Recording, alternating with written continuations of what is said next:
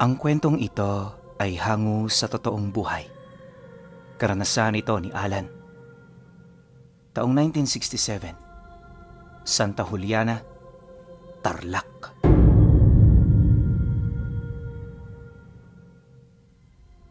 Noong mga panahong ito, nasa edad 17 anyos na itong si Alan. Matagal nang hiwalay ang mga magulang niya. Ang 4 niyang kapatid, sumama sa kanilang ina, habang siya naman piniling manatili sa kanilang padre de pamilya. Simulat sa pulpa man kasi, alam na niyang walang kasalanan ng kanyang ama sa mga nangyari.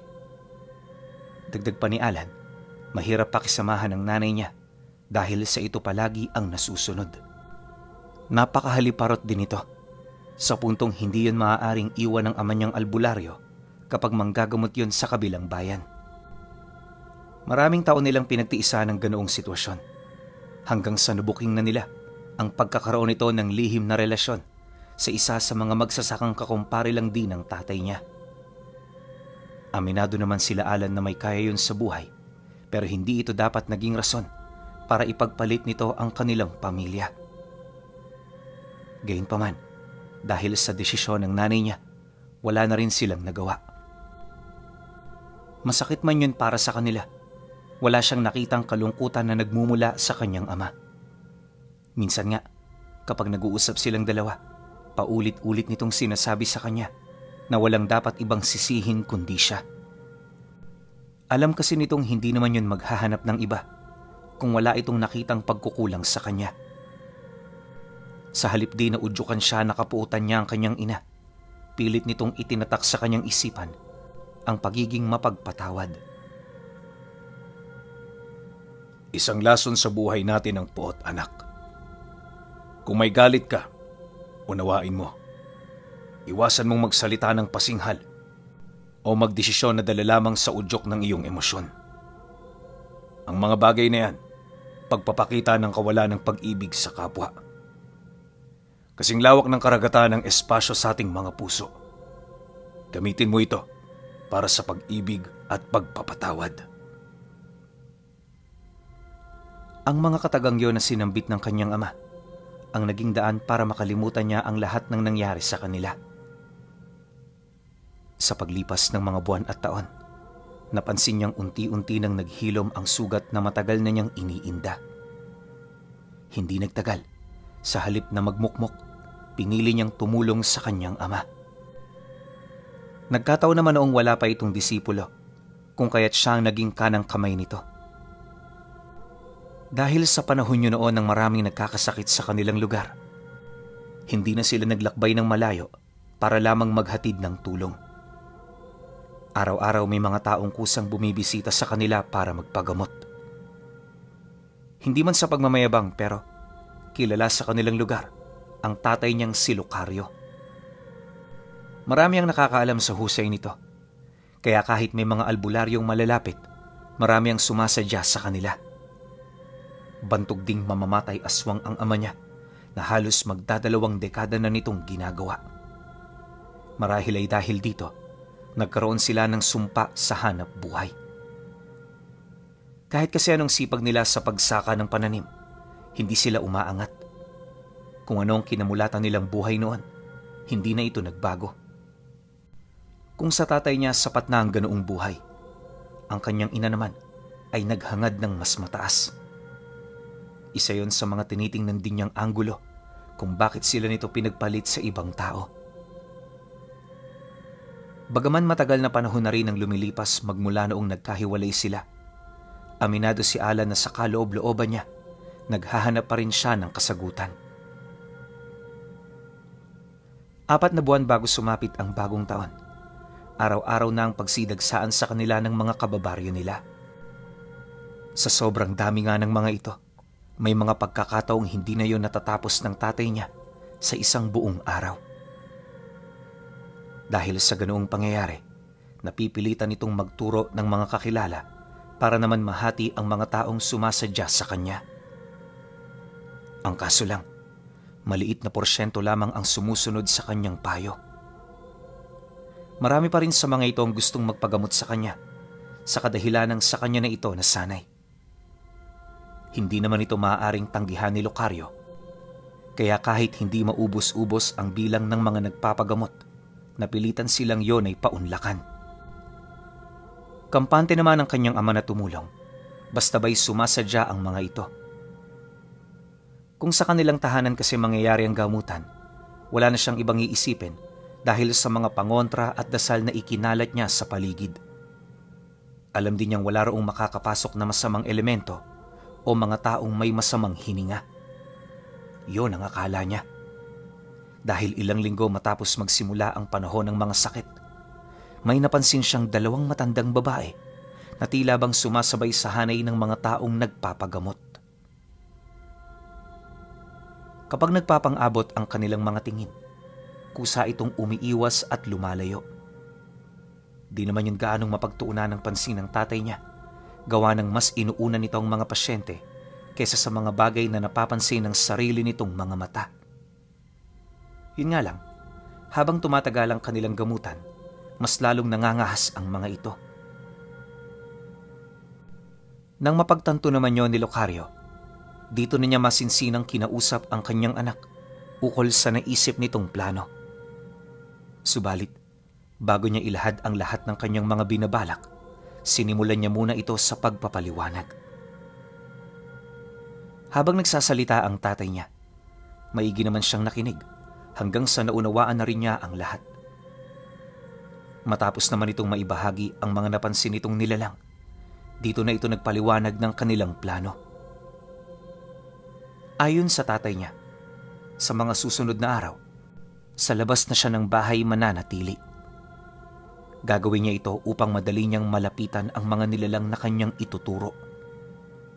Dagdag pa nito na, sa sandaling makita na niya ito, huwag siyang magdadalawang isip na yon ay kumprontahin. Kung kaya niyang hawakan ang mga nilalang, gawin niya ito upang malagyan niya yon ng marka.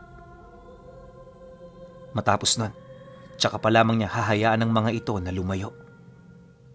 Mariin din siya nitong pinaalalahanan na wala siyang dapat na ipag-alala, lalo pat hindi naman yun makakalaban sa kanya.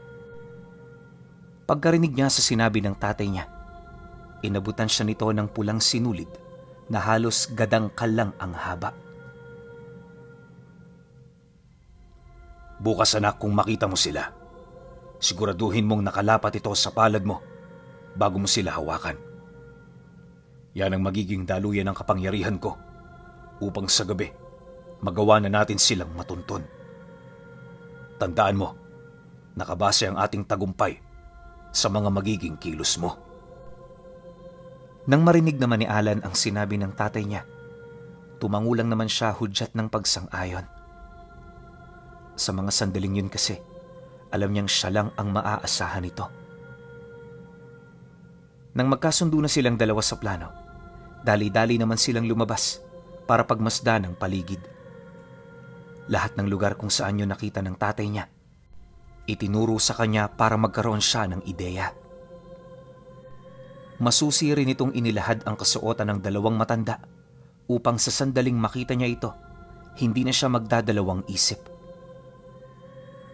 Matapos naman itong mailahad at maipakita sa kanya ang lahat, agad naman silang pumasok sa loob.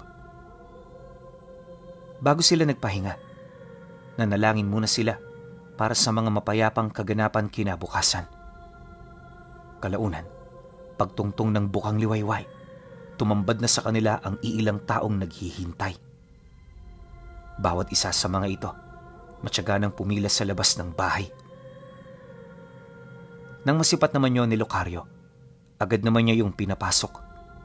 Alam niya kasing kanina pa ang mga ito sa labas, kaya nasisiguro niyang hindi pa yon nakakapagkape. Sa kanilang pag-uusap ng mga bisita, nalaman nilang may matinding karamdaman ng pasyenteng daladala ng mga ito, kung kaya't naging maaga ang kanilang pagpunta. Bukod sa ayaw nilang makipagsiksikan sa iba pang mga paparating, gusto rin nilang mauna dahil alam nilang hindi magiging madali ang panggagamot ng ama ni Alan sa kanilang mga kadugo. Nang marinig naman nila ang sinabi nito, dito na sila nagsimulang magtanong. Sa puntong yon, walang pagdadalawang isip namang inamin ng mga taong pinapasok nila ang tungkol sa mga naaswang at nayanggaw nilang mahal sa buhay. Mariin din itong inilahad. Marami na silang napuntahang albularyo pero ni isa sa mga ito walang nakatulong. Dagdag pa ng mga taong yon, 2 araw silang naglakad, makarating lamang sa tahanan nila Locario at Alan. Dagdag pa ng mga ito na, maging sa kanilang lugar noon matunog ang pangalan ng kanyang ama.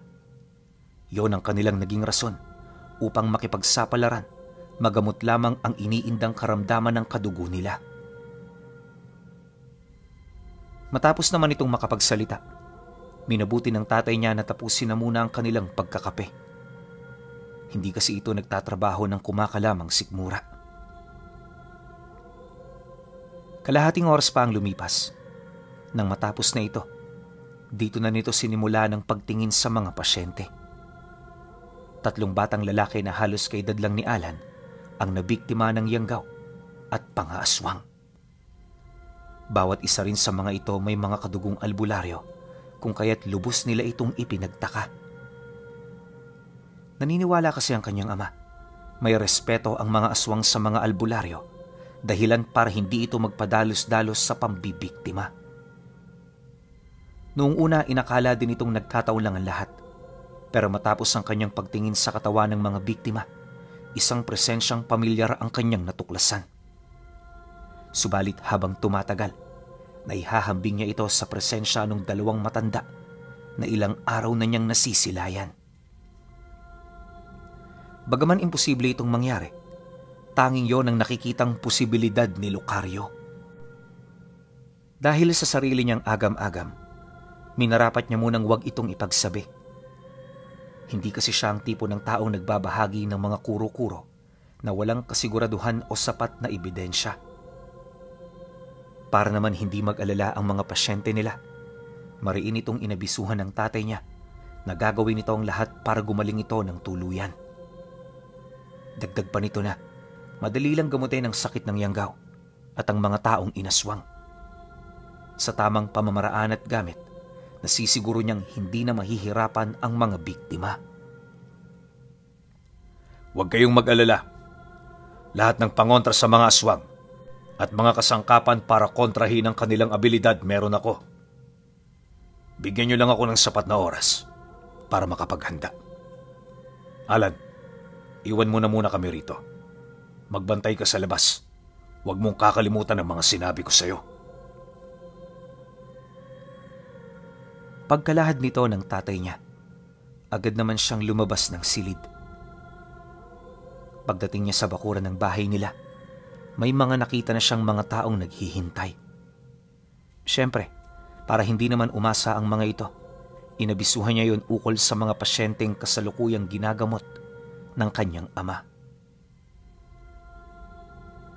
Ilang oras pa ang lumipas, nang medyo marami na ang naghihintay. Dito na siya nagdesisyong pauwiin ng mga dayuhang huli nang dumating. Naisip niya kasing masasayang lang ang oras nito dahil sa kasalukuyang pasyente ng kanyang ama. Di naman siya noon ganong nag-aalala, lalo pat marami na itong yanggaw na napagaling. Sa abot nga ng pagkakatanda ni Alan, may pasyente sila noong nasa bingit na ng kamatayan at pagiging aswang. Nung dinala ito ng kapamilya sa kanila, halos makikita mo talagang wala na yung pag-asa. Ayon sa kanya, mag-iisang buwan na ang lumipas noong mayanggaw ito. Kung titingnan, wala na talaga yung pag-asa. Isipin ninyo, marami ng kakaibang senyales ang ipinapakita ng taong yon. Takot na to sa tubig, hindi na kumakain, tapos may mga pagkakataong kumakain ito ng sarili nitong dumi. 5 bantog na albularyo ang dinaanan ng lalaki, pero lahat ito sumuko. Ang dahilan ng mga manggagamot, naghihintay na lamang na mamatay ang taong yon. Pinapili na rin nila ang pamilya kung papaslangin ito o hahayaan itong maging aswang. Dahil sa pag-asa ng mga mahal nito sa buhay, patuloy silang nagbakasakali. Alam nila na mayroong taong nakakaalam kung papaano malulunasan ang ganoong karamdaman. Nung malaman nila ang tungkol kay Locario, hindi na sila nag-alangan pang pumunta rito. Pagdating naman nito sa kanila, 5 araw lamang ang kinakailangang bunuin ng kanyang ama para matanggal ang sumpa. Sa loob ng 5 araw, hindi naging madali ang pinagdaanan ng biktima. Sa sobrang dulas kasi ng yanggaw sa katawan nito, kinakailangan niya pa yung putulan ng mga ugat upang hindi na yun gaanong makadaloy. Nung naharang na nito ang yanggaw, kinuha ito ng tatay niya sa pamamagitan ng pagbutas sa tiyan. Gabuko na kasi ang laki ng sisiw, kaya hindi niya na ito kayang lusawin sa pamamagitan ng mga langis. Nang makuha na yon ng kanyang ama, nag-agaw buhay naman ang pasyente. Mabuti na lang, may naitagong balat ng bakaw si Lucario na nakuha niya noong nakaraang Biyernes Santo. Base sa nalalaman ni Alan, kapag banal ang bakaw na nakuhanan mo ng balat, may kakayahan itong dugtungan ng buhay ng mga taong malapit ng mamatay. Yun nga lang, 10 minuto lang ang itatagal nito, kaya sa loob ng nakatakdang oras, kailangan mong gumawa ng paraan. Kapag nabigo ka, 2 bagay ang mawawala. Una, ang bisa ng bakaw. At ang ikalawa, yung pasyenteng pinaghirapan mong iligtas. Ngunit sa sandaling madugtungan mo ang buhay nito, hindi mawawala sa iyo ang bisa ng balat ng bakaw. At dahil sa nagtagumpay naman noon ang tatay niya, magpahanggang sa panahong yon, tangan pa rin ito ang balat ng bakaw. Sa pagpapatuloy naman ng kanyang paglilibot, wala naman siyang napansing kakaiba sa paligid. Subalit pagpatak ng hapon, may nakita siyang 2 matandang lalaki na bigla na lamang sumingit sa hanay ng mga taong nakapila. Nakasuot ng kayumangging kasuotan ng mga ito at base sa itsura nila, hindi yun nakatira sa baryo. Matapos naman niya yung masilayan, dali-dali naman niya yung nilapitan. Di niya kasi maiwasang mag-alala na baka magalit ang mga taong nasingitan ng 2. Pagdating niya sa kinaroroonan nito, agad naman niya yung hinawakan sa balikat para kausapin ng mahinahon. Wala naman kasi siya roong nararamdamang kakaiba, kaya inakala niyang mga ordinaryong tao lamang ang mga ito. Ngunit pagharap sa kanya ng 2 matanda, bahagya naman siyang napatras, dala ng matinding pagkagulat sa kanyang mga nakita. Bukod kasi sa mga humpak nitong pisngi, hindi niya maipagkakailang 3 mata nitong nakamulat na nangingitim na. May mga nakausli rin itong parang pangil sa leeg, at sa estado ng mga taong yon, parang napakalayo nito sa isang pangkaraniwang nilalang. Makalipas pa ang ilang segundo, nang akmang papaatras na si Alan, agad naman siyang hinawakan ng isa sa mga ito habang nakangisi. Huwag kang tumakbo. Baka pag-isipan ka nila ng kung ano. Hindi ba ikaw ang anak ni Lucario? Bakit? Bakit mo kami hinahanap? Nang marinig naman ni Alan ang sinabi nito, nabahala naman siyang sumagot sa matanda. Kahit wala siya roong nakikitang banta, malakas ang kutob niya na kayang-kaya siyang paslangin ng mga ito. Pinababantayan kayo sa akin, Itay. Sabi niya, kayo ang mga salot na hindi niya gustong manatili dito sa bahay.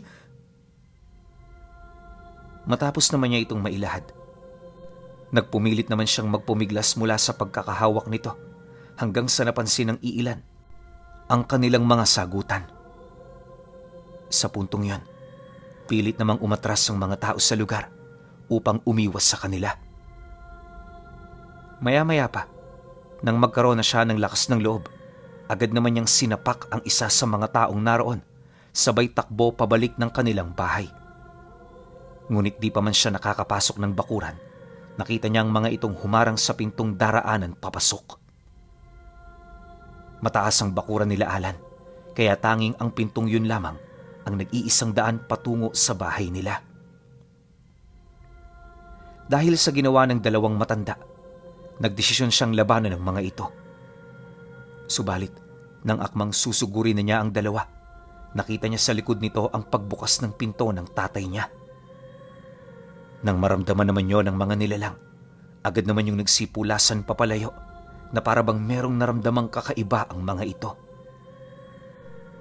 Dahil dito, agad naman niyang tiningnan ng tatay niya hanggang sa makita niya ang hawak nitong punyal na kakulay ng nangingitim na tanso. Kakaiba ang hugis ng punyal na yan. Gawa ng bukod sa paalong kurba ng talim nito, meron din yung nakadikit na dilaw na bato sa dulo ng hawakan. Isahan lang din ang paglikha sa sandata na halos wala kang makikitang kahoy kung saan nakalapat ang kamay ni Lucario. Isa pa sa hinangaan noon ni Alan ay ang paninindigan nitong iligtas ang kanyang anak kahit mabunyag ang sikreto nito sa harap ng maraming tao. Ilang segundo pa ang lumipas. Pagpalibot naman ng mga nakapilang pasyente ng tatay niya, dito na nito hindi napigilang magsalita. Lahat ng ginagawa niyo rito pinapalagpas ko. Pero ibang usapan na kapag kinanti niyo ang nag-iisa kong anak. Siya lang ang dugo kong natira sa akin. Kaya hindi ako papayag na gawin niyo ang mga binabalak ninyo. Lumapit kayo kung talagang desidido kayo sa gusto ninyong mangyari. Pagkasambit naman ito ng mga katagang yan, ora mismo umalis ang dalawang matanda. Nang mapagtanto naman yon ni Lucario, agad naman niyang binitawan ang hawak niyang punyal at sa isang iglap, bigla itong naging abo. Maraming nakakita sa pangyayaring yon, pero tinuturing itong normal na kaganapan ni Lucario. Anya, hinihiram niya lang ang punyal kapag may kalaban siya. Normal niyang ibalik ito sa may-ari sa sandaling hindi niya na yon kinakailangan. Matapos naman niya itong mailahad, mariin niyang inabisuhan ng mga taong nakakita na huwag ipagsasabi ang tungkol sa kanyang ginawa. Babala niya pa na sa oras na malaman niyang pinagkalat ng mga itong tungkol dito, hindi na siya magsisilbing manggagamot para sa kanila. Pagkalahad naman niya ng mga nais niyang sabihin, agad naman siyang bumalik sa loob kasama ang kanyang anak. Nang makapasok na sila ng bahay, inabisuhan siya nitong papasukin na ang susunod na pasyente. Yung mga nayanggaw kasi, kinakailangan munang makapagpahinga bilang paghahanda sa susunod na parte ng gamutan. Matapos naman itong makapagwika, agad naman niya yung sinunod. Ilang oras pa ang dumaan, nagpatuloy ang pagbibigay nila ng libreng serbisyo. Pagsapit naman ng dapit hapon, lahat ng mga matyagang naghintay, nabigyan ng lunas na kanilang inaasam. Siyempre, ikinatuwa naman yon ng mga pasyente, lalo pat ramdam nila ang pagmamahal ng manggagamot sa kanilang pamilya. Pagsapit naman ng dapit hapon, wala ng tao sa labas. Ang tanging naiwan sa kanilang tahanan ay ang mga pasyente nilang nayanggaw. Pansamantala, binigyan na muna nila ng masisilungan ang mga kadugo nito nang sa gayoy hindi naman yun magtiis habang sila'y naghihintay. Makalipas pa ang ilang minuto, pagkatapos naman nilang kumain ng hapunan, diretso sila Alan sa labas para gawin ang kanilang mga nakagawian. Gabi-gabi kasi pinuno, nakasanayan na nilang tumambay upang pagmasdan ng mga bituin sa langit. Yun din ang kanilang paraan ng pampaantok nang hindi nakakaramdam ng pagkaburyong. Sa kanilang pag-uusap, hindi naman niya maiwasang banggitin ng tungkol sa punyal na kanyang nakita. Bilang tao kasing may maliit na karunungan, isa itong milagro para sa kanya. Nang marinig naman yon ng kanyang ama, napangiti lang naman ito na para bang hindi nito maiwasang matuwa sa naging reaksyon ng anak niya. Sa pagtitig naman ito sa kanyang mga mata, inilahad nito sa kanya na ang punyal na ginamit niya ay nagmula sa Diyos ng kamatayan. Pag-amin ng kanyang ama, dati siyang mangkukulam, ngunit nang makilala niya ang kanyang dating asawa, nagdesisyon siyang magbago. Lahat ng makapangyarihang karga niya ay kanyang ibinaon at tinalikuran, maliban na lamang sa punyal ng Diyos ng kamatayan. Upang magamit din niya yon ng walang limitasyon at rebuelta, binaunan niya ito ng mutya na siya namang tampok ng batong nakalagay sa dulo ng hawakan nito. Ang mutyang yon ang nagsisilbing panlilinlang sa Panginoon upang hindi ito magduda na naligaw na siya sa aral na minsan niyang tinahak. Bagaman mapanganib, nakahanda siyang gamitin ito, lalo pat yun lang ang nag-iisa niyang armas na may hindi masukat na kapangyarihan. Nabanggit din ng kanyang ama na ang talim ng punyal kayang humigop ng laman at kaluluwa. Wala rin kahit isang bakod o poder ang makakasalag nito, lalo na kung nilagay na yon ang dasal ni Lucario. Matapos naman itong mailahad ang mga bagay-bagay, bigla naman yung tumahimik sabay dasal ng taimtim. Habang ginagawa ito ng tatay niya, nakayuko ito at sa bawat pagtagal ng pagsambit nito ng mga salita, meron siyang nararamdamang kakaibang presensya. Kalaunan, pag-angat naman ng ulo nito, nakita niya kung papaano ito dumugo habang binabalot ng kadiliman ng kabuuan ng mga mata nito. Sa isang iglap, mula sa likurang bahagi ng kanyang ama, may nakita siyang isang malaking anino na naglalakad, bit-bit ang punyal. Paglapit naman ito, agad naman itong iniabot ang punyal bago ito tuluyang maglaho. Sabi ko sa iyo, anak, tinatawag ko lang ito kapag merong panganib. Pumasok ka na sa loob. Pagmasdan mo ang mga susunod na mangyayari. Matapos naman itong makapagwika, dali-dali naman yung naglakad papalabas ng bahay nila. Sinubukan niya pa yung tawagin pero hindi talaga yun umimik. Nang mapagtanto naman niya ang panganib buhat sa mga babala nito, napilitan na rin siyang pumasok sa loob ng kanilang bahay. Pagsarado niya ng pinto, dali-dali naman siyang humanap ng siwang na pwede niyang masilipan. Sa kanyang pagmamasid, nakita niya na para itong may kinakausap sa labas ng bahay nila. Bukod sa paulit-ulit nitong pagtaas ng mga kamay, naririnig niya rin yung nagsasalita gamit ang mga dialektong bago sa kanyang pandinig. Ilang minuto pa ang lumipas, sa hindi inaasahang pangyayari, may nakita siyang 2 torong baka na halos kasing taas ng isang matandang elepante. Napakalalaki ng mga katawan nito at sa estado ng mga nilalang na yan, hindi talaga ito pangkaraniwan. San ka naman makakakita ng baka may 3 sungay at matatalas na pangil, di ba? Pag-atungal naman ng mga nilalang, buong puwersa itong sumugod at sa loob lamang ng ilang segundo, nawasak nito ang bakod ng bahay. Ngunit kahit gano'n na ito kalalakas, hindi pa rin yun sapat para magkaroon sila ng tapang na lumapit kay Lucario. Tama lang sila na umaligid ng ilang metro mula sa kinaroroonan nito.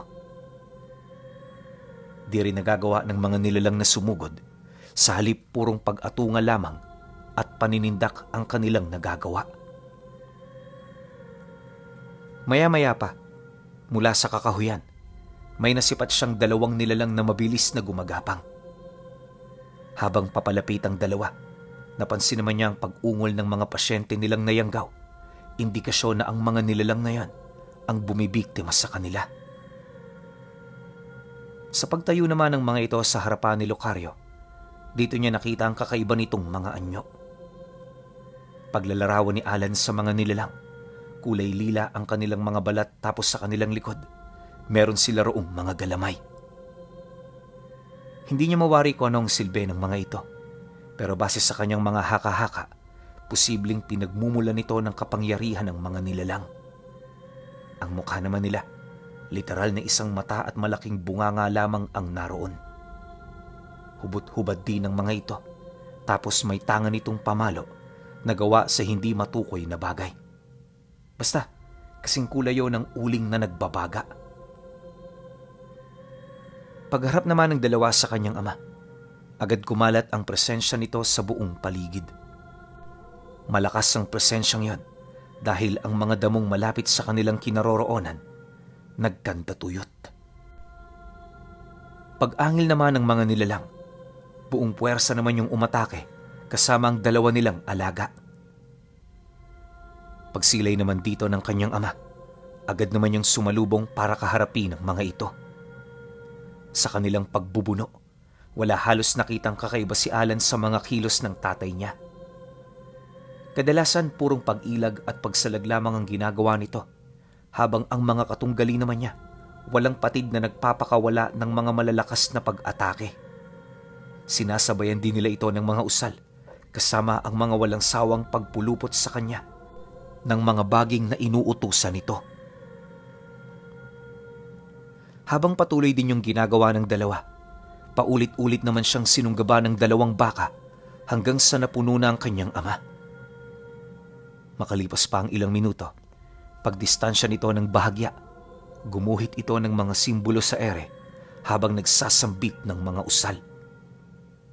Matapos niya itong gawin, muli nitong ikinumpas ang kanyang punyal at sa pagsimoy ng malakas na hangin, nakita ng mga nilalang ang puwersang pumalibot sa kanilang kinaroroonan. Mula rin sa ibabaw ng kalangitan, nagpakita ang isang malaking muka na bigla ring nawala. Matapos nun, bumalik sa katahimikan ang buong paligid. Pakiramdam ng 2 katunggali nito, parang walang nangyari, pero sinasabi ng kanilang kutob, mapanganib ang sitwasyong kanilang kinakaharap. Dahil sa pangyayaring yan, naging mapagmasid sila hanggang sa nagsimula ng magsalita si Lucario. Wala kayong dapat na ipangamba. Hindi ako maglilihim ng kahit na ano sa inyo. Sa ngayon, nasa loob kayo ng dome ng aking kapangyarihan. Sa lugar na ito, walang kapangyarihan ang mananaig sa taglay ko. Gaano man yang kalakas, unti-unti yang manghihina na parang bakal na nilalamo ng kalawang. Humanda kayo, sapagkat ito pa lamang ang simula. Kasabay ng pagwika nito, ay ang walang patid naman itong pagsugod. Noong una, pawang mga normal na pag-atake lamang ang nagagawa ng kanyang ama. Subalit nung tinamaan na ang isa sa mga ito ng hawak niyang punyal, dito na nagsimulang magbago ang ihip ng hangin.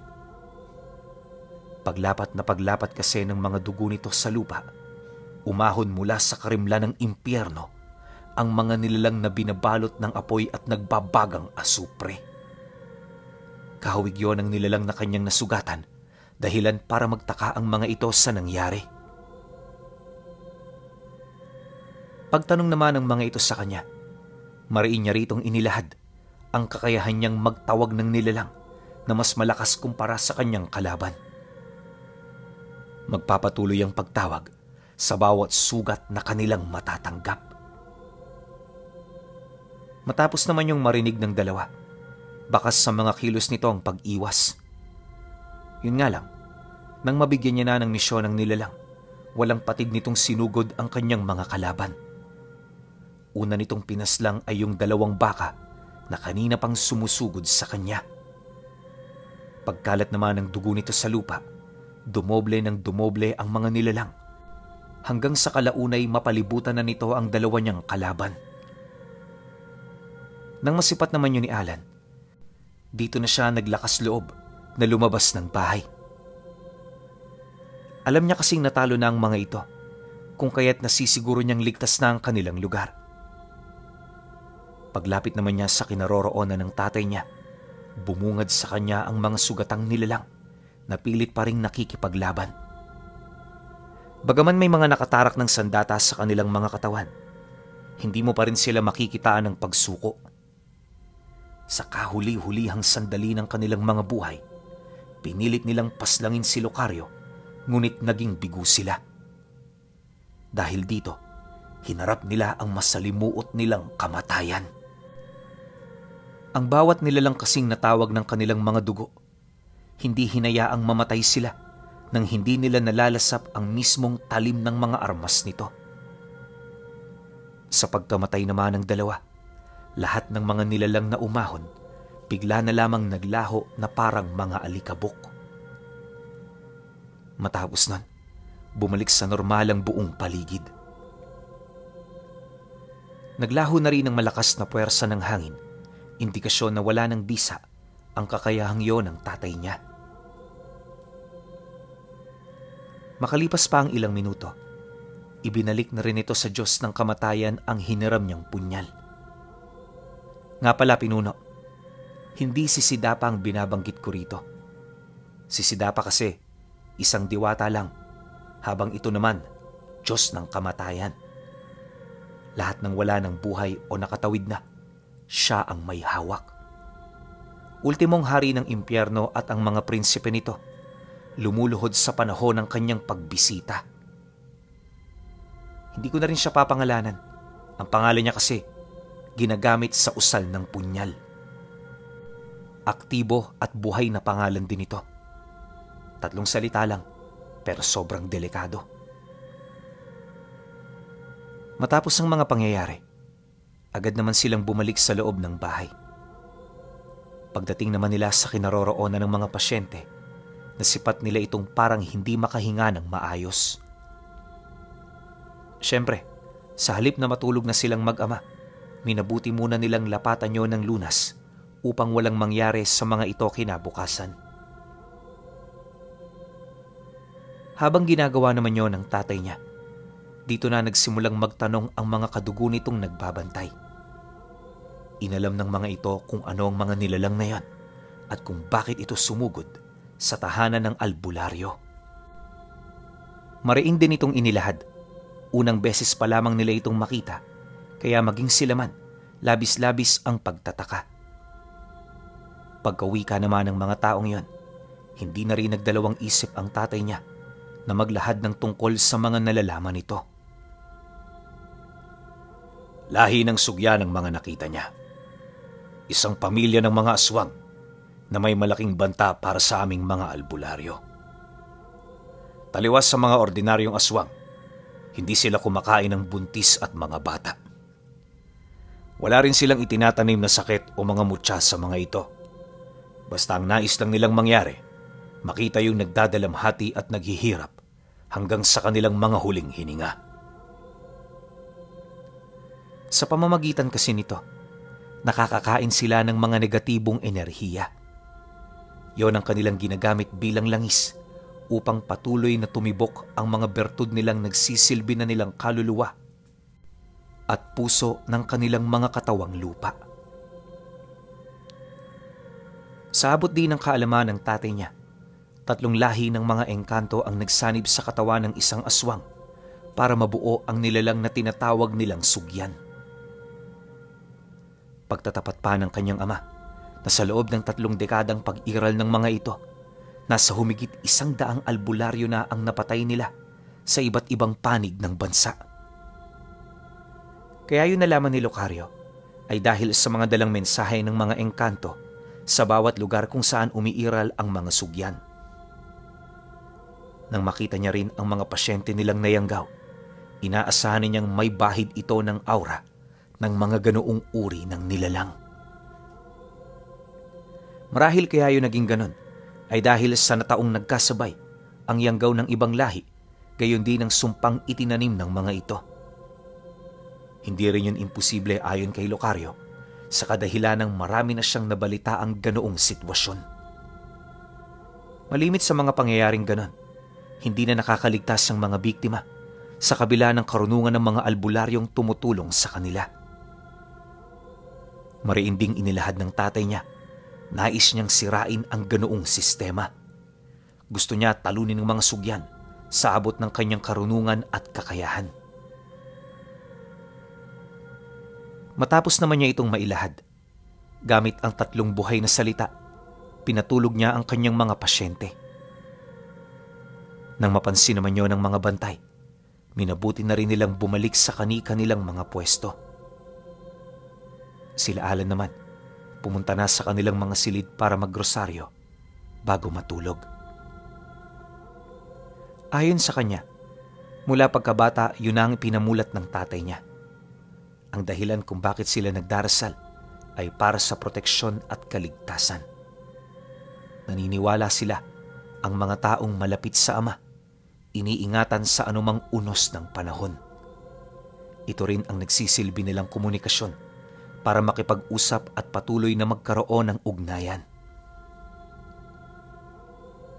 Sa paglipas pa ng mga araw, parang hindi nabawasan ang bilang ng mga nagpapakonsulta. Di naman yun nakakapagtaka maliban na lamang sa hindi pagbisita ng dalawang matanda. Habang tumatagal, napagtatanto ni Alan na baka ang dalawang sugyan na napaslang ng kanyang ama ay ang dalawang matandang muntik ng magtangka sa buhay niya. Wala namang kasing ibang dahilan para tantanan sila ng mga ito.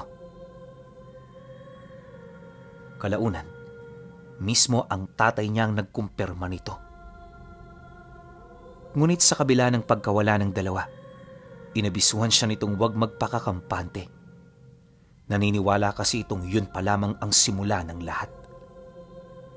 Bagaman hindi niya madalas makalaban ang mga sugyan, alam niyang may kahalintulad ang pag-uugali nito sa mga ordinaryong nilalang. Kahit sino naman siguro, maghahangad talaga ng paghihigante, lalo na kung may namatay sa kadugo. Dahil sa ganoong agam-agam, kahit nang gagamot si Locario, nagbibigay siya ng oras para maghanda.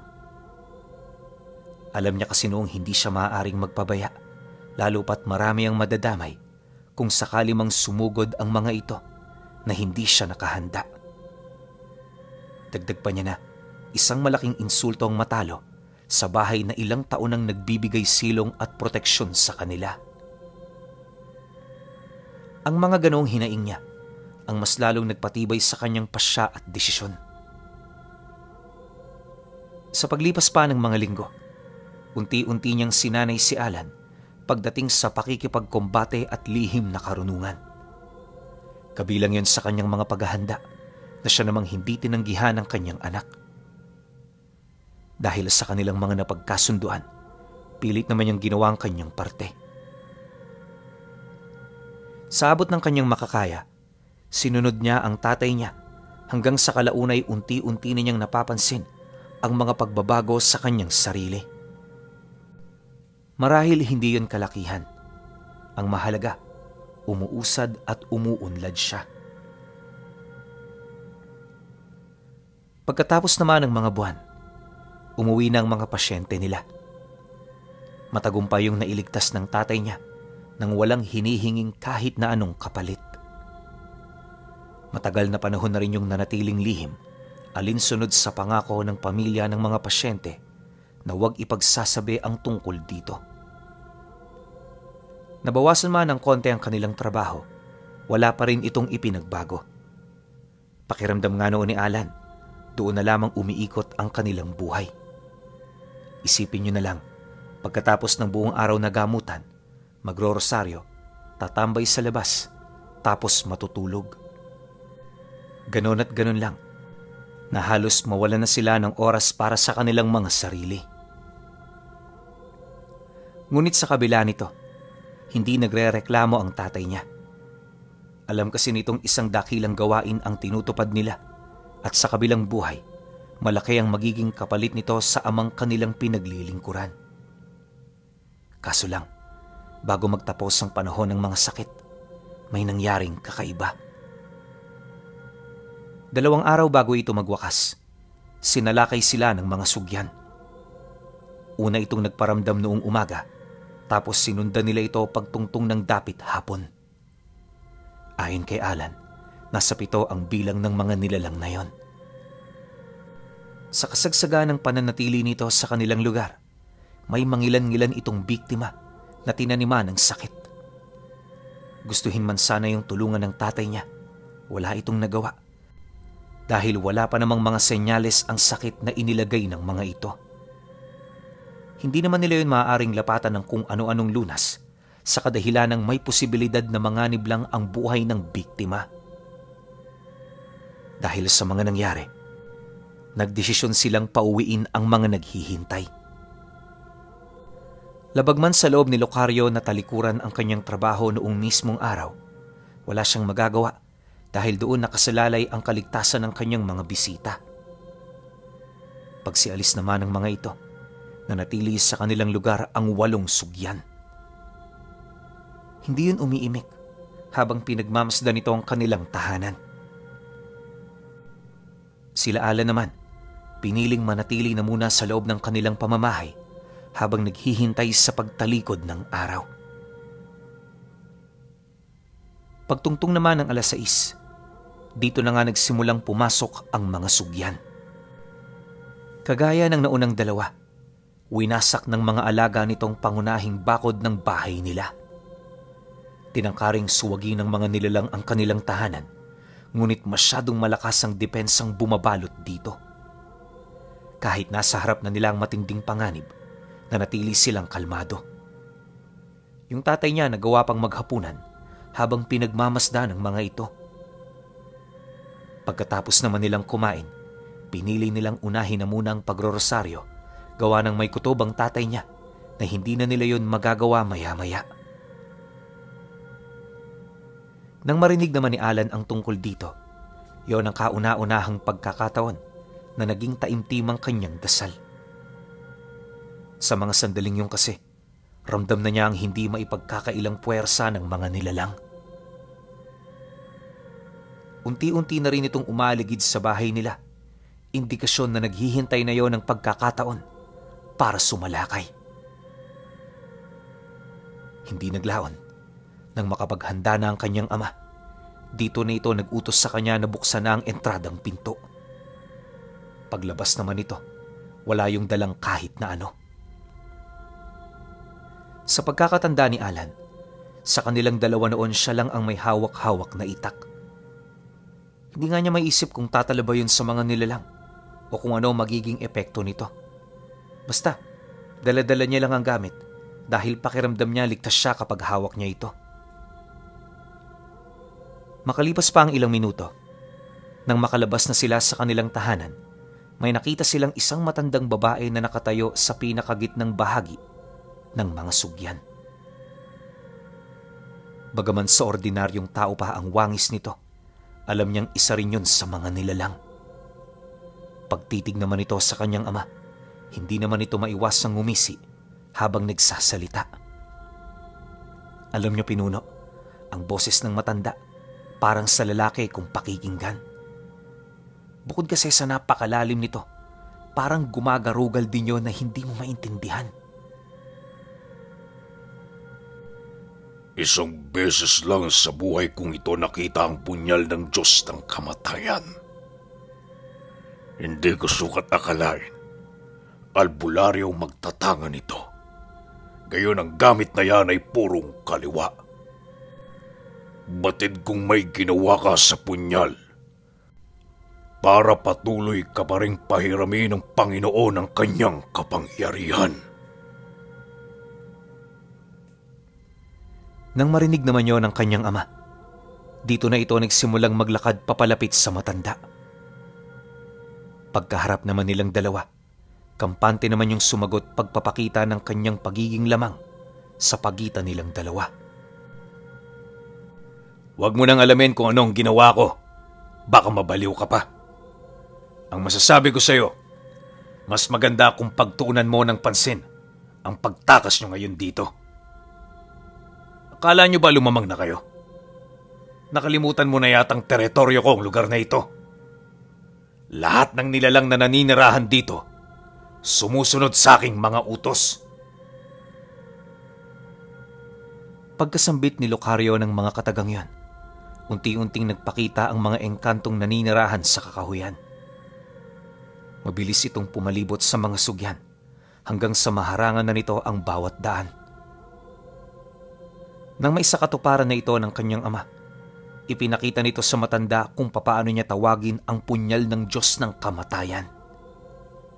Sa kasagsagan ng kanyang pagdarasal, pilit siyang pinipigilan ng mga alaga nitong baka pero sadyang hindi ito makausad sa harang na dulot ng kanyang mga pangontra. Dahil dito, nagkaroon ng sapat na oras si Lucario para masambit ang lahat ng dasal. Nang maihanda na niya ang lahat, unti-unti niyang iniangat ang kanyang muka kasabay ng pagkamatay ng lahat ng gasera sa paligid. Sa isang iglap, tuluyan na silang nilamon ng dilim, dahilan upang mamukod tangi sa lahat ang mata niyang lumiliwanag. Kitang-kita rin ng mga sugnay ang pagtulo ng kanyang dugo, kasabay ng pagsilay nila sa isang nilalang nagawa sa purong anino at kadiliman. Paglapit ng nilalang sa kinaroroonan ni Lucario, iniabot nito ang punyal na kanyang hinihiling. Matapos nun, tumahimik ang buong paligid. Bago kumilos ang kanyang ama, inabisuhan siya nitong muling buhayin ang mga gasera. Sumunod naman si Alan hanggang sa bumalik na ang liwanag sa buong paligid. Pagbaling naman niya ng paningin sa kinaroroonan ng kanyang ama, di naman niya maiwasang magtaka nang masipat niya ang punyal na binabalot ng itim na likido. Para itong inilubog sa isang balde, ngunit ang hindi niya maiwasang itanong, bakit hindi nauubos ang likido? Animoy may kung ano sa loob nito ang nagsisilbing bukal para umagos siya ng ganun karami. Nang mapansin naman ito ng matanda, dali-dali naman itong nagpalit anyo. Si Lucario naman, inalis na ang harang na namamagitan sa kanilang dalawa. Inabisuhan na rin siya nitong umatras habang dahan-dahang inihuhulog sa lupa ang tanga nitong punyal. Pagtarak naman ito, nagsambit ito ng iilang mga buhay na salita hanggang sa nakita ng mga sugyan ang dahan-dahang paggapang ng mga itim na dugo sa lahat ng kanyang ugat. Nagsimula na ring umitim ang kanyang labi kasabay ng pagliwanag at pagmulat ng suot niyang traspico Roma. Matapos nun, dito pa lamang tumigil ang pag-agos ng dugo. Isang senyales na naihanda na ni Lucario ang lahat ng kanyang kailangan para sa pag-ataking naisip niya. Nang masipat naman yon ng mga sugyan, buong puwersa naman itong umatake. Pinauna nila ang kanilang mga alaga upang tansyahin ang lakas ng kanilang katunggali. Ngunit bago pa man makalapit ang mga baka, laking gulat na lamang nila nang bigla nitong sinuwag ang kanilang mga kasama. Para itong nawala sa kanilang mga ulirat hanggang sa tuluyan na nilang napatay ang 6 sa kanila. Nang masipat naman ito ng mga nilalang, pinili nilang atakihin si Lucario ng malayuan.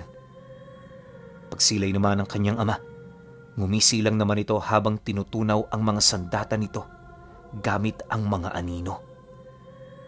Dahil sa pangyayari, wala ni isa sa kanilang mga atake ang nakatagos. Nang mapagtanto naman yon ng pinuno ng mga sugyan, naglakas loob ang mga ito na sumugod sa kanya ng malapitan. Pagkaripas naman ito ng takbo papalapit, dito na niya unti-unting kinuha ang nakatarak na punyal sa lupa. Mabagal lang ang pagkilos noon ng tatay niya, animoy hindi man lang ito nag-aalala. Sa paglapit naman ng mga nilalang, laking gulat na lamang ni Alan nang masipat niyang paisa-isa nang napaluhod ang mga sugyan na naunang makalapit sa kanyang kinaroroonan. Dahil sa pangyayari, hindi na naging mahirap pa na pugutan niya ito ng ulo. 3 sa mga hanay ng nilalang ang agarang pumanaw sa kanyang atake, kaya bawat isa hindi maiwasang mapaisip ukol sa ginawa niya. Dumaan pa ang ilang minuto, bahagya namang naantala ang labanan dahil sa pag-atras ng mga nilalang. Nang mapansin naman niya ang ginawa nito, nagpatuloy siya sa paglalakad bitbit ang punyal. May 3 mukha ang punyal na ito. Una, ang pagtawag sa mga nilalang sa impyerno, at ang ikalawa, ang nakita niyong pagpapaluhod ko sa kanila. Hindi ko pa nagagamit buong buhay ko ang 3. Pero dahil sa ginawa ninyo, unti-unti na akong nakukumbinsi na kailangan kong gamitin ito.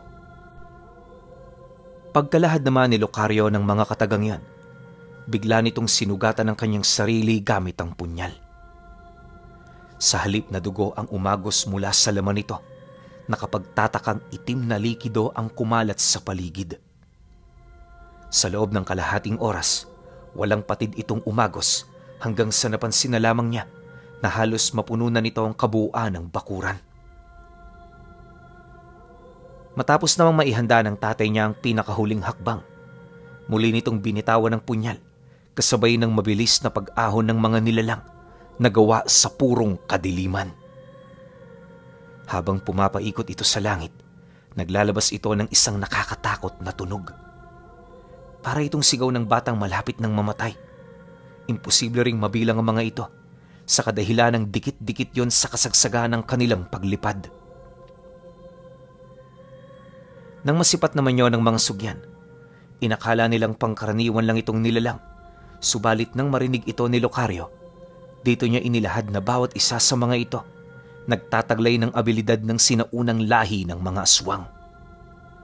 Ang 5 ring namumuno sa hukbong kanyang tinatawag, pawang mga prinsipe ng impyerno. Dahil sa hindi basta-basta ang mga paraan para maisakatuparan ito, nangangailangan niyo ng matinding kapalit. Isang kapalit na hindi pa alam ni Locario. Ayon kay Alan, ginamit yon ng kanyang ama dahil naisip nito na yon ang tamang pagkakataon para rito. Pansamantala ring nawala sa kanyang isip ang mga panganib na maaaring idulot ng ganoong abilidad. Sa loob ng ilang minutong pakikipaglaban, nakita niya kung gaano kapanganib ang mga nilalang na galing impyerno. Bawat kagat at hawak ng mga ito, nalalapnusan ng mga laman ang sugyan. Sa hanay naman ng mga prinsipe, walang hirap nilang natutupok ang katawan ng kanilang mga kalaban hanggang sa maihiwalay na nila ang mismong kaluluwa. Dala na rin ang dami ng mga nilalang. Walang kahirap-hirap nila itong naubos. Matapos ang mga pangyayari, agad namang inutusan ng tatay niya ang mga demonyo na bumalik na sa kailaliman ng impyerno. Ngunit, nang akmang papasara na ang lagusan na dumudugtong sa ating mundo, may isang prinsipe ang humarap sa kanya. Inilahad nito, malaki ang kabayaran ng pag-utos sa kanila at hindi siya babalik hanggat hindi nakukuha ang kabayarang yon. Dagdag pa nito na, sa sandaling mabigo siyang makapagbayad, babawiin niya ang lahat ng buhay na dinugtungan ni Locario. Nang marinig naman yon ng kanyang ama, agad naman itong nakiusap sa nilalang. Sa madaling sabi, nakipagnegosasyon ito hanggang sa inilahad ng demonyo ang isa sa mga hangarin niyang mapasa kanya. Mariinding inilahad ng nilalang na kung ayaw niyang gawin ito ang kanyang nais, mas mainam na siya na lamang ang magsakripisyo. Ipagamit niya ang kanyang katawan dito para matupad nito ang misyon niya sa mundo. Nabanggit din ng demonyo, parte yon sa mga plano ng Diyos ng kamatayan, kaya hindi siya maaaring mabigo. Nang marinig naman ni Locario ang sinabi nito, napalingon na lamang siya sa kanyang anak habang unti-unting binabalot ng apoy at abo ang kanyang buong katawan. Paglaho naman ng mga bagay na yon, nakita ni Alan kung papaano magbago ang wangis ng mukha nito, gayon din ang mismong pag-uugali ng kanyang ama. Sa halip na lumapit yun sa kanya, pinili nitong maglakad papalayo hanggang sa hindi niya na yon naabutan pa. Buong magdamag na hinanap ni Alan ang kanyang ama, ngunit kahit isang bakas, wala siyang nakita. Pagputok naman ng bukang liwayway, pakiramdam niya siya ang natalo sa laban sa mga sugyan. Sinisi niya rin ang kanyang sarili dahil sa hindi niya napansin na mangyayari pala ang ganoong bagay. Napakahirap tanggapin ang pagkawala ng kanyang ama, lalo pat tanging ito na lamang ang itinuturing niyang pamilya.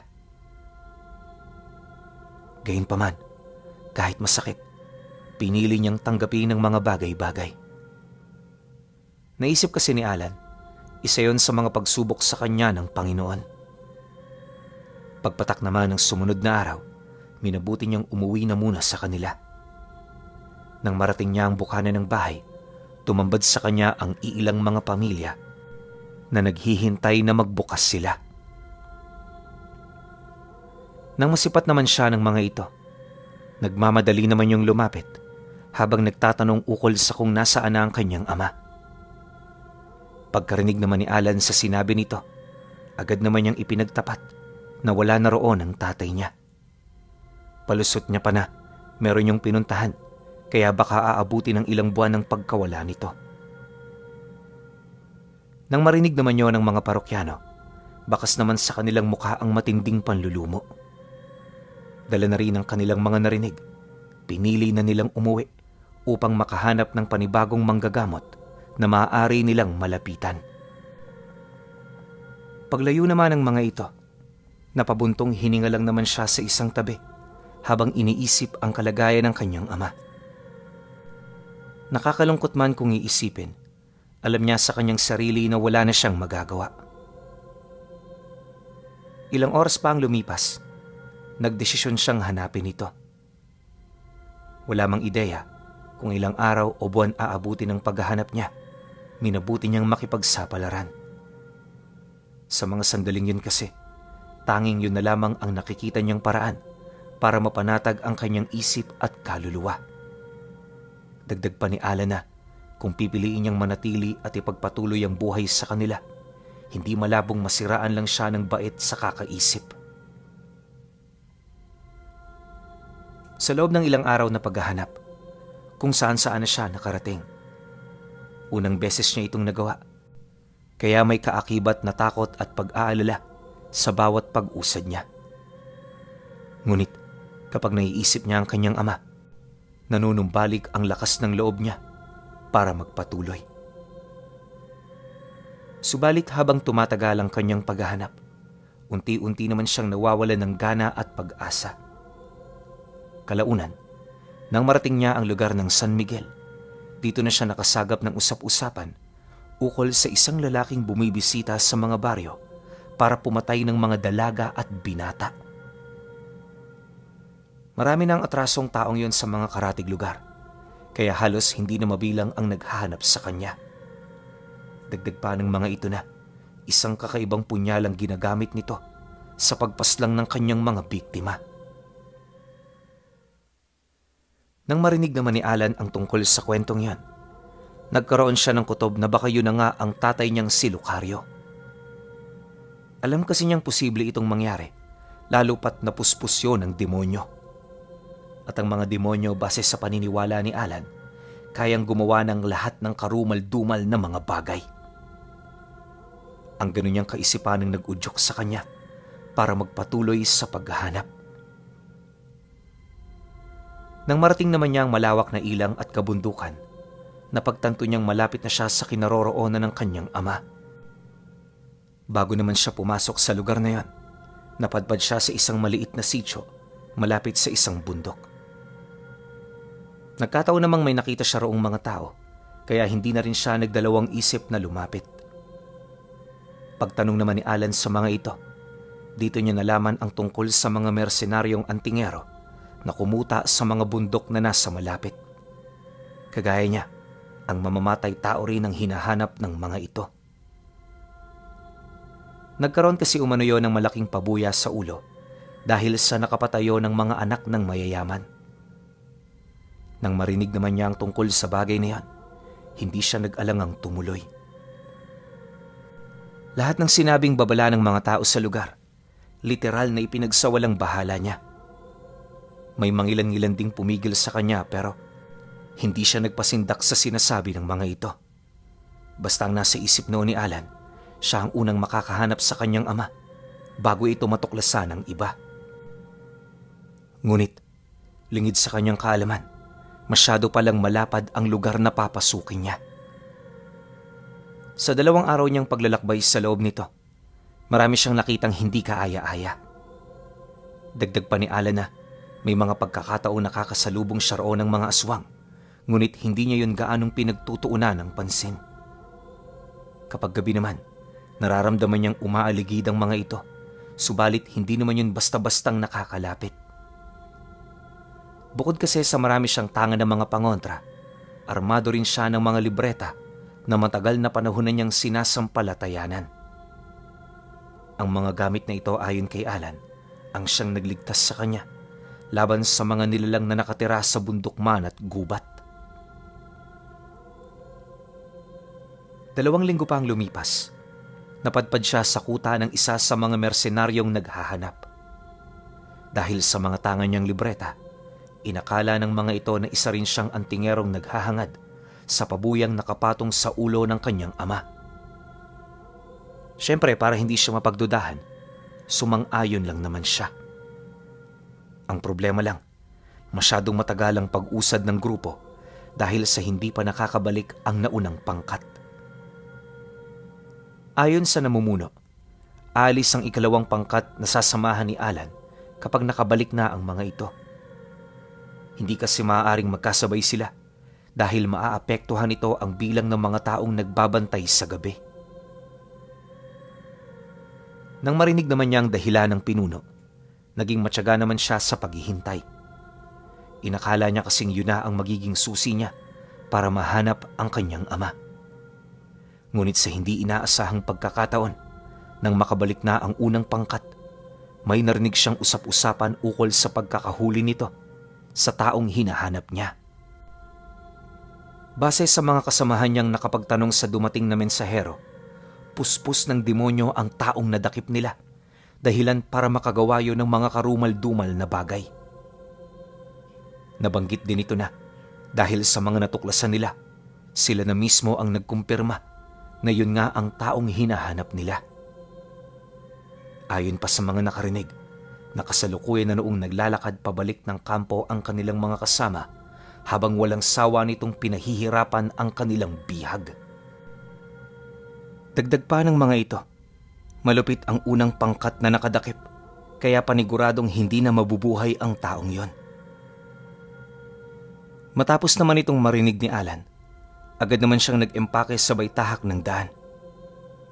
Ngunit, nang matunugan ito ng kanyang mga kasama, sapilitan siya nitong pinigilan. Dahil sa walang karanasan pagdating sa ganoong bagay, madali siya nitong natalo at naikulong. Ilang araw pang dumaan, namuhay siya sa ganoong kalagayan hanggang sa dumating na nga ang pangkat na hinihintay ng lahat. Pagpasok ng mga ito sa kuta, dito tumambad ang tatay niya na nakagapos sa dalawang malaking tipak ng kawayan. Nangingitim na rin ang balat nito at sa estado nito magdadalawang araw na yung binawian ng buhay. Base rin sa impormasyon ng pangkat, masyadong maligalig ang demonyo sa loob ng katawan ng kanilang nahuli, kaya nagdesisyon silang yon ay tuluyan. Pagtatapat pa nito na, wala rin namang saysay kung bubuhayin pa nila ito. Sa kadahilan ng bangkay ang nais iuwi ng pamilyang nagpatong ng salapi sa ulo nito. Pagkalahad naman dito ng namumuno sa pangkat, agad naman itong tinapyas ang ulo ni Lucario. Isinilid niya yon sa isang itim na sako bago ito ibinitay sa labas ng isang bahay na parang pinapatuyong karne ng hayop. Nang masipat naman ni Alan ang nangyari sa tatay niya, abot langit ang naging panlulumo niya. Sa halip din na ipaghiganti ito, pinili niyang ikubli ang puot at galit niyang nararamdaman. Alam niya kasing mamamatay din siya kung magpapadalos-dalos siya sa kanyang mga plano. Dahil sa ginawa niya, nakababa sila ng bundok ng ligtas. Sa unang baryo rin kung saan sila napadpad, humiwalay na siya sa pangkat. Ilang buwan pa ang lumipas, pinili niyang bumalik, ngunit naligaw siya ng landas. Kalaunan, sa halip na bumalik sa naiwan nilang bahay, nagdesisyon siyang magtayo ng panibagong matitirhan sa lugar kung saan siya nakarating. Nag-iisa man noon sa buhay, naging matatag siya hanggang sa magkaroon na siya ng sarili niyang pamilya. Pero alam niyo pinuno, kahit nakaangat na siya sa kahirapan, aminado siyang hinahanap niya pa rin ang buhay na minsang naranasan niya sa piling ng kanyang ama. Para sa kanya, isang matinding bangungot ang pagkawala at pagpanaw nito na dahil lamang sa sumpang dulot ng punyal ng Diyos ng kamatayan.